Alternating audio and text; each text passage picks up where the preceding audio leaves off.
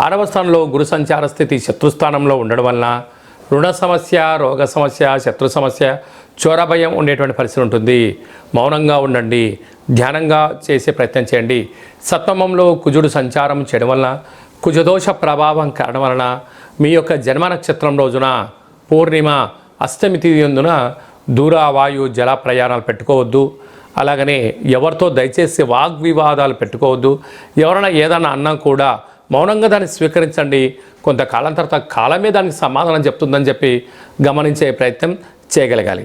అలాగనే భాగ్యస్థానంలో బుధుడు, రాజ్యస్థానంలో త్రిగ్రహ కూటమి కారణం వలన రవి శుక్ర కేతు సంచార స్థితి ఉండడం వలన ఉద్యోగంలో ప్రమోషన్ వచ్చిన చోట మీకు మంచి ఆదరాభిమానాలు, రాజగౌరవాలు, రాజ సన్మానాలు, అలాగా యాజమాన్యం నుంచి, బంధువుల నుంచి, మిత్రుల నుంచి మంచి ప్రోత్సాహకరమైనటువంటి మాటలు వినడం, ప్రమోషన్స్ రావడం,